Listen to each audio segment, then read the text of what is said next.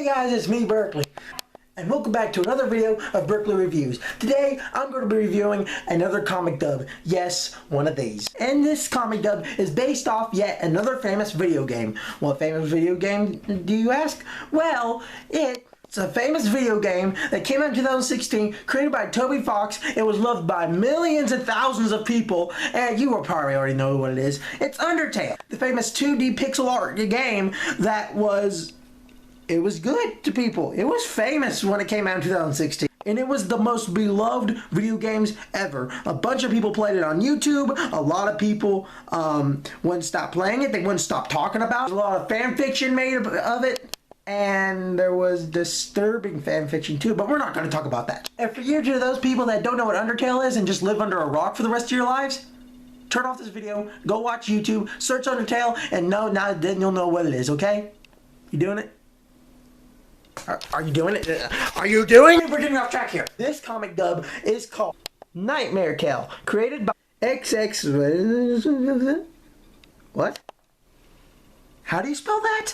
xxMileikalvanaxx. Let's not focus on that right now. So yes, guys, this person created this comic and a bunch of other art on her Deviantart account. So I'm going to put the name in the description below so you can go find her account on Deviantart so you can check out more of her amazing art. Now, when I first heard of this comic, Nightmaretale, when I first read the first couple pages, well, my reactions were this. Well, this is like... Yeah, those were my reactions to it when I first read the first couple pages to it. But since I'm a nice person, I decided to read more. And when I read the rest of it, it was good. It was okay.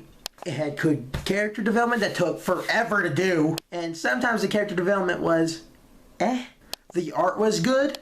The storyline and the backstory of what's happening is So that's what I'm going to review today. So guys, today I'm going to be reviewing Nightmaretale. Let's get into it. It begins, oddly enough, with Frisk having a nightmare. Oh, then that means it must be almost over. Ah. No? Oh, it's not almost over?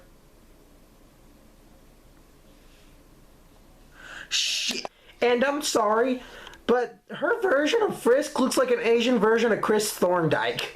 I'm sorry, I had to point that out because every time I just look at that, I always think of Chris Thorndike, and it just makes me laugh. Okay, sorry, let's just keep going. And Frisk hears laughing coming around him. Yeah, and this Frisk is not registered as a he or a she. Frisk is somewhat of a they. Like, if you read it, she's called a they. So I'm going to call her a they. Oh yeah, you gotta forgot. In 2016, gender was a big problem back then. Frisk hears a voice coming from behind them. And big freaking shock, it's Chara. Don't act like you were surprised. We all know it was freaking Chara. Or Chara. Or Chara. I don't care. However you spell it, I don't care. And this Chara, that's not scary. That's just silly. You seem a little rattled. Oh, brother, this guy stinks! Yes, that's right. There are awful puns in this, just like in the video game. Wait, why is Chara making the jokes? Isn't Sam supposed to be one making the jokes? What the hell? Yeah, you see why I stopped reading at the last couple pages. Freddy Krueger would have said that was a stupid-ass joke. After that lame joke that Chara made, the floor starts to crumble, and Frisk falls through it. Oh, I got an idea, Frisk. Why don't you just walk away from the clumbering ground? I know that grammar was wrong, but... Then Frisk realizes that they landed on a patch of flowers, like they did at the beginning of the game. And Frisk doesn't know why they landed in the same patch in the beginning of the story. And then Frisk hears Toriel, and that's when Frisk is relieved and runs to Toriel. Then Frisk thinks all is okay until Frisk sees, oh God! Yeah, I'm not being sarcastic when I say this. That was a legitimately creepy scene.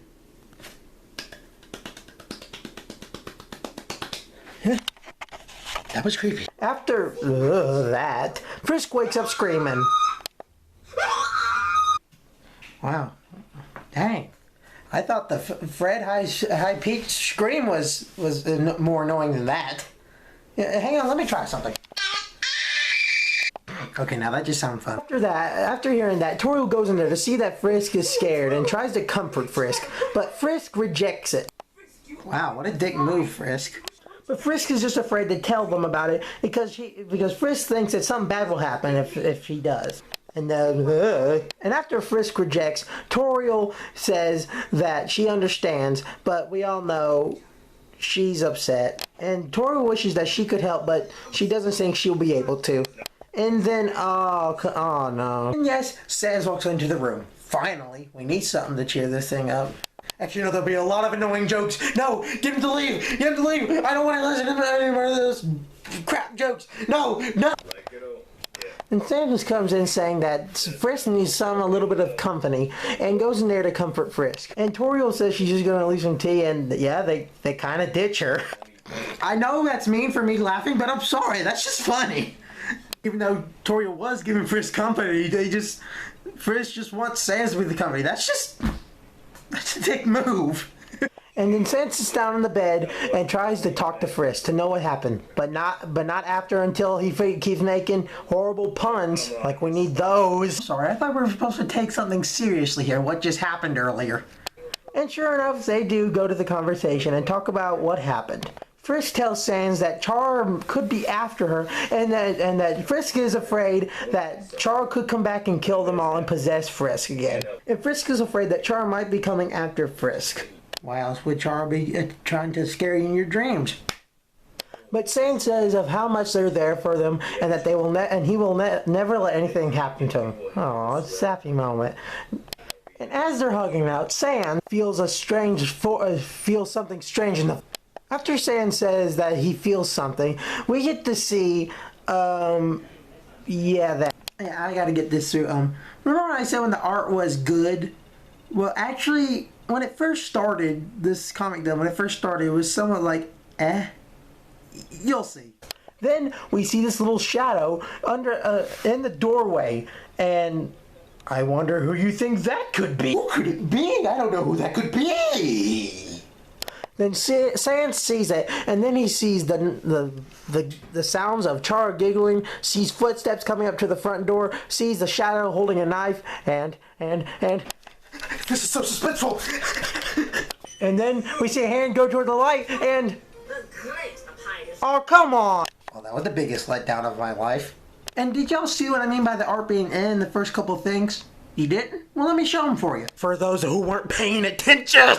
When it shows Char's shadow on the floor, and when Papyrus turns on the light thinking that it's someone else, wouldn't the shadow be up here? See, we don't see anybody. So then who's casting the shadow for Sans to see? I don't find this creepy at all because of how the art was. I think this was rushed in a way, but I'm not saying it's bad. I'm just saying that this looks a little bit rushed. And that's the weirdest light switch and the thickest door I've ever seen, but that's not what we're focusing on. But yeah, I think it would have been better if we would have seen that shadow stand up in the doorway, but then it would be short. But, you know, at least try better. I mean, I'm not saying that the creator's not trying. I'm not saying that the art is bad. I'm just saying,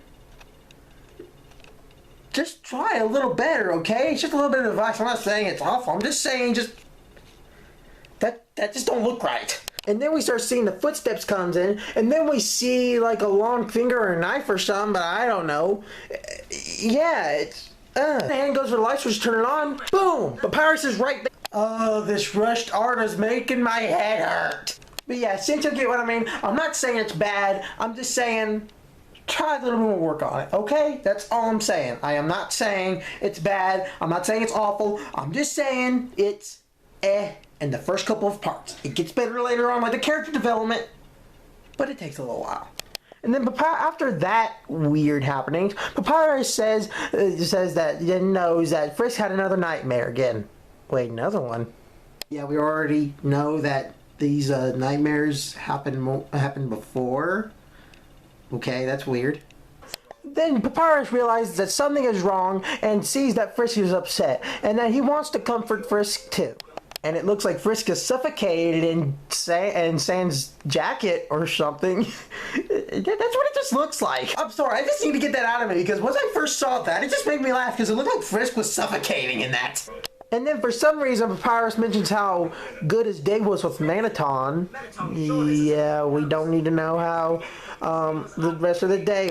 Like, we need to get that explained. And yes, Papyrus, I know you're in love with this gay robot dude that surprisingly looks like a girl, but sounds like a man. We don't even know y'all's sex life.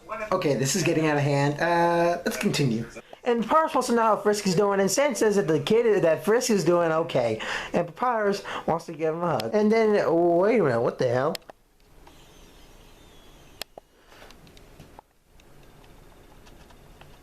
Papyrus, I don't think Frisk is comfortable hugging you with that face you're making. Hell, I don't think anybody would. Okay, this is getting creepy. Let's continue. And then they all hug each other and thank God Papyrus got rid of that creepy ass face. And while they're both all comforting Frisk, We're always here for you. Remember, got our eye sockets out for each other. every time a character in this comic makes an awful pun or joke, a part of me dies and goes away. I hope you're happy. Then when that happens, Toriel goes inside and asks Sans if they could talk alone. Ooh, risky. Sorry, I couldn't help myself.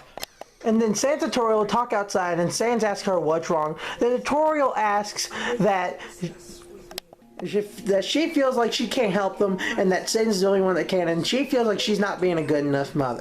I mean, Toriel, you're not completely wrong. Hey, y'all know I'm right. Y'all know I'm right. I mean, didn't y'all forget that she threw fireballs at Frisk when Frisk tried to leave? Didn't y'all forget that? After that. Then Sans tells Toriel that there's nothing to worry about and that she should stop beating herself up. And he says if Frisk has another nightmare, that he said that they'll both take Frisk to see Office to see what's going on.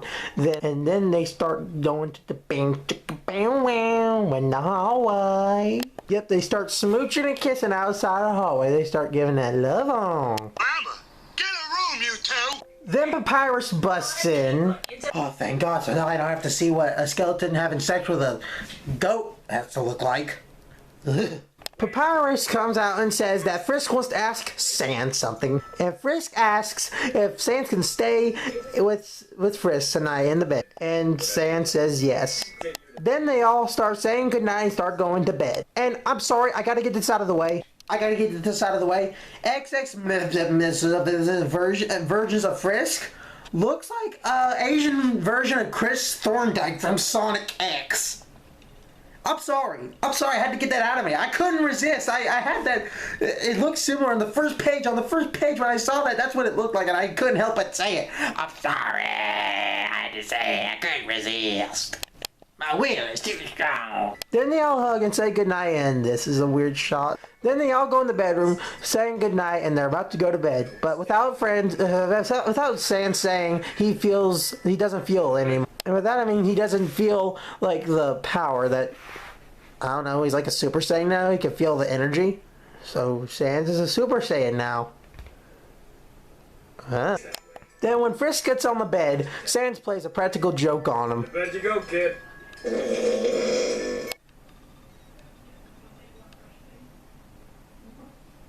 I'm slowly dying inside because of these jokes. These lame jokes, they're jokes. Whoops. Better watch. And yeah, Sans put a whoopee cushion in the bed. I hope that was a whoopee cushion. Frisk says, how did you do that? And Sans doesn't answer. I can answer that? No! Tell me! I want to know! Sans, how in the hell did you put that whoopee cushion in the bed where Frisk was gonna sit at while they weren't looking? How did you sneak that without anyone looking? I don't think Charles is the one we should be afraid of. We should be afraid of Sans. He couldn't hide a bomb anywhere by now. He could do anything. Dang! Or that could have been something else, and I hope it's not what I think it is. Then Frisk thanks Sans, and they both say goodnight to each other. Then after making, they're gonna have a bad time, otherwise jokes. Like you think that's gonna make anything feel better. They all fall asleep, and that's where the first part ends. And that's where I'm gonna leave off for today, you guys. Yes, guys, this comic is so long, I won't be able to review it in this one day. It's like a long time. It's like, took a long time for this thing to get finished. So, I'm gonna break this series up into 4 parts. And this is part 1, obviously. So yeah, guys, I hope you enjoyed this part 1 of Nightmaretale review, and I hope y'all are having a great day, and God bless those people in Alabama and Florida because of Hurricane Sally, and God bless those people down there because of Hurricane Sally. But yeah. So yeah, guys, don't forget to like, subscribe, leave a comment down below, and make sure to go check out XX. I'm not even gonna try and spell it anymore. Make sure to go check her account on Deviantart, and I'll see you guys in the next video. Peace out, guys.